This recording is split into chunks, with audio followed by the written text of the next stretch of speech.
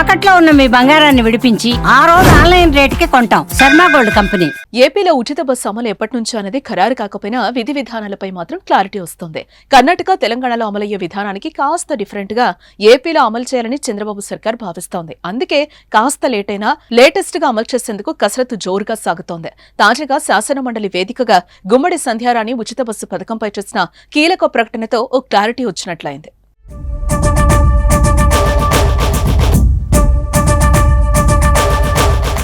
తెలంగాణలో, కర్ణాటక రాష్ట్రాల్లో ఉచిత బస్సు ఇప్పటికే అమలవుతోంది. అయితే అక్కడ కొన్ని సమస్యలు ఎదురవుతున్నాయి.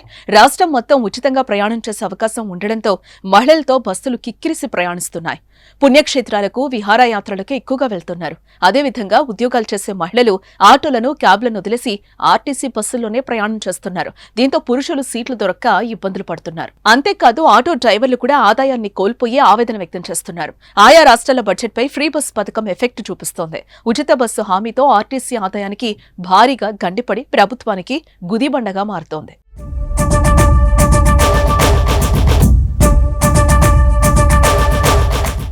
ఈ సమస్యలన్నింటినీ తెలుసుకున్న ఏపీ ప్రభుత్వం రాష్ట్రంలో ఇబ్బందులు లేకుండా పథకాన్ని అమలు చేయాలని భావిస్తోంది. అందుకే జిల్లాల వరకు ఉచిత బస్సు పరిమితం చేయాలని ఆలోచన చేస్తోంది. ఈ మేరకు శాసన మండలిలో మంత్రి గుమ్మడి సంధ్యారాణి వెల్లడించారు. శాసన మండలిలో బడ్జెట్పై జరిగిన చర్చ సందర్భంగా వైసీపీ సభ్యులు పివి సూర్యనారాయణరాజు శాసన మండలిలో గురువారం ఈ అంశాన్ని లేవనెత్తారు.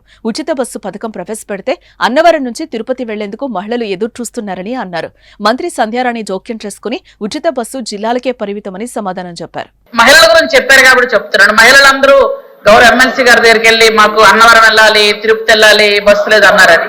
యాక్చువల్ గా అన్నవరం, తిరుపతి బస్సులు ఇస్తామని చెప్పలేదు అధ్యక్ష. ఏ జిల్లాలో మహిళలకి ఆ జిల్లాలో వెళ్ళడానికి, అంతేగాని విజయనగరం నుంచి అన్నవరం వెళ్ళడానికి, విజయనగరం నుంచి తిరుపతి వెళ్ళడానికి బస్సులు ఇస్తామని మేము చెప్పలేదు అధ్యక్ష. ఉచిత బస్ ప్రయాణం మహిళలకి ఉంటుంది ఖచ్చితంగా. కానీ మీరు ఇక్కడ నుంచి వేరే జిల్లాలో వెళ్ళడానికి కాదు అధ్యక్ష.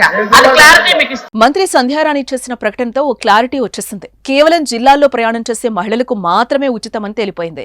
ఎవరైనా జిల్లాలు దాటి రాష్ట్రంలో తీర్థయాత్రలు, పుణ్యక్షేత్రాలకు వెళ్లాలంటే టికెట్ తీసుకోవాల్సిందే.